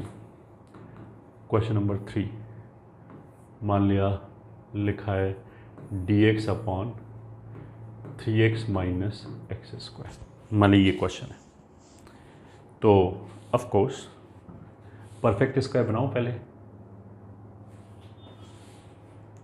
तो परफेक्ट स्क्वायर में हम क्या करेंगे, this is equals to integration of dx over root over minus common ले लें एक्स स्क्वायर माइनस 3x। फिर अगर एक्स स्क्वायर माइनस 3x है तो ये किस चीज़ का परफेक्ट स्क्वायर बनेगा, ये बनेगा x माइनस 3/2 का होल स्क्वायर। एक्स स्क्वायर का कोफिशिएंट अगर 1 है तो ये 2xy है, तो 3x में से अगर हम 2 कॉमन निकालें तो 3/2 जो है वो y का वैल्यू हो गया, तो फिर x माइनस वाई का होल स्क्वायर हो गया। अब जब देखो इसको ओपन करेंगे तो परफेक्ट स्क्वायर बनाना हो गया, 9th में सीखा होगा। x को स्क्वायर किया ये आ जाएगा, twice of this into this से ये आ जाएगा, यहाँ पे 3/2 का स्क्वायर भी आएगा, दैट इज़ 9/4। ठीक है, तो वो माइनस के साथ माइनस 9/4 हो गया, बट यहाँ तो मेरे को कोई कांस्टेंट चाहिए नहीं, तो उसको नलीफाई करने के लिए ऐसे लिख लिया।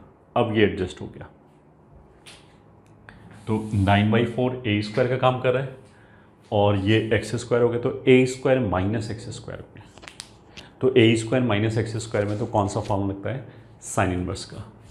और साइन इनवर्स में 1/a बाहर कुछ नहीं आता, केवल सीधा ही साइन इनवर्स आता है, तो ये हो जाएगा sine inverse x, that is x minus 3/2 upon a। Mind you this is not a, this is a square, तो a हो जाएगा 3/2। x का कोफिशिएंट 1 है तो अपॉन 1 प्लस c, ये हो गया आंसर। ठीक है, दिस इज क्वेश्चन नंबर 3। फिर आते हैं क्वेश्चन नंबर 4। तो dx upon root over 4x square plus 5x plus 7, मान लिया ये लिखा हुआ है। ठीक है, अब इसको परफेक्ट स्क्वायर बनाओ। तो इसको देखो, परफेक्ट स्क्वायर बनाने के लिए एक तो हम ऐसे कर सकते हैं कि एक्स स्क्वायर कोफिशिएंट पहले 1 बना दिया, 4 बाहर निकाल दिया, तो रूट के बाहर आके वो 2 हो जाएगा। dx अपॉन रूट के अंदर आ जाएगा x square plus 5/4x plus 7/4, ये हो गया। This is equals to half of dx upon root over x square plus 5/4 देख के 5/4 का आधा कितना होगा, 5/8, उसका परफेक्ट स्क्वायर बनेगा, तो ये बनेगा x प्लस 5/8 का होल स्क्वायर। क्योंकि जब इसको स्क्वायर करेंगे तो एक्स स्क्वायर आएगा, twice of this into this से ये आ जाएगा, एक 5/8 का होल स्क्वायर आ जाएगा। ठीक है, आगे कितना हो गया, प्लस 7/4 माइनस 5/8 का होल स्क्वायर विल बी 25/64, यह आ जाएगा, which is equals to half integral dx upon root over x plus 5/8 का होल स्क्वायर। अब देखो 16 से ऊपर नीचे मल्टीप्लाई कर लिया तो ये तो 64 हो जाएगा, 16 इंटू 7 कितना हो जाएगा, 112, तो 112 में से 25 गया तो 87, तो ये आ जाएगा प्लस 87/64। सही है।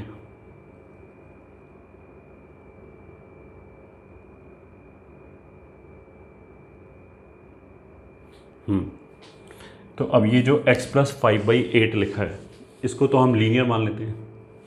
ठीक है, लीनियर मान के लेते हैं, लीनियर है, तो ये तो लीनियर हो गया, तो इसकी जगह तो हम एक्स स्क्वायर हमने देखा, तो कौन सा फॉर्मूला आ गया, ये root over x square plus a square का। तो root over x square plus a square के लिए कौन सा फॉर्मूला है, एल। तो जो इस फॉर्मूले में बाहर तो कुछ आता ही नहीं, एल एन वाले फॉर्मूले में बाहर तो कोफिशिएंट 1 ही है, तो बाहर जो हाफ लिखा हुआ है वो ऑलरेडी लिखा रहने दिया, l n mod x plus x square plus a square का रूट। तो x की जगह यहाँ क्या लिखा है, x प्लस 5/8, ये तो हो गया x प्लस यही टर्म एज इट इज अब ये लिख दो, ये लिख दो, एक ही बात है। X square plus a square, तो 5/4x प्लस 7/4। एक्स स्क्वायर का कोफिशिएंट 1 बनाने से क्या हो गया कि यहाँ पे x का कोफिशिएंट 1 आएगा, तो फिर मेरे को और किसी चीज़ से डिवाइड करने की ज़रूरत नहीं पड़ेगी। ठीक है, वो ऐसे ही डिवाइड हो जाएगा। So this was question number 4। Question number 5, dx या चलो dx upon x square plus 10x plus 25।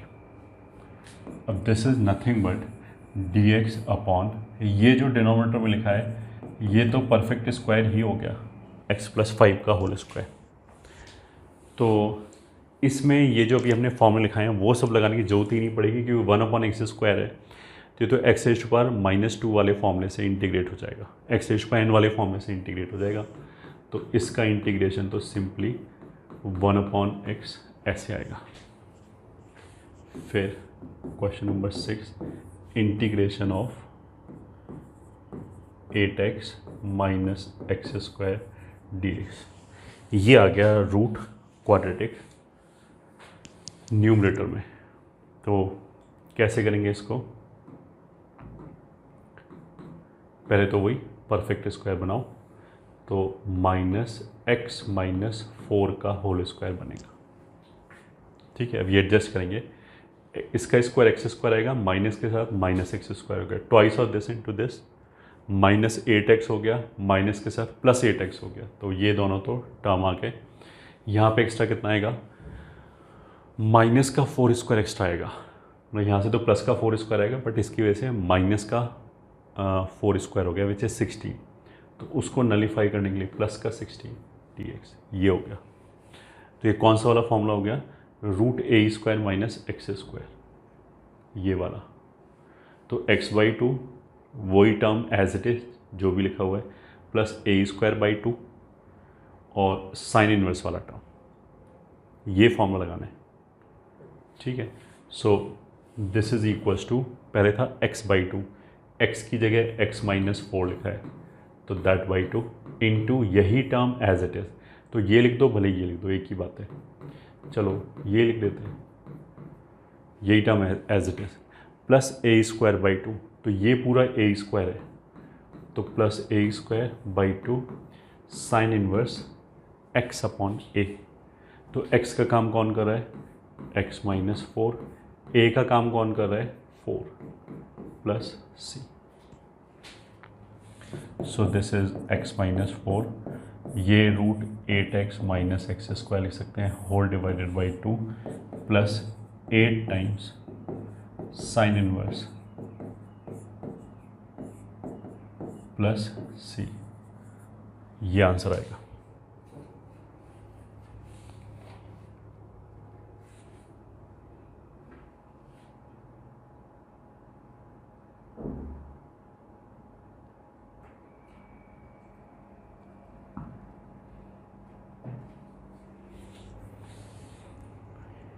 ये हो गया मान लीजिए 6th क्वेश्चन।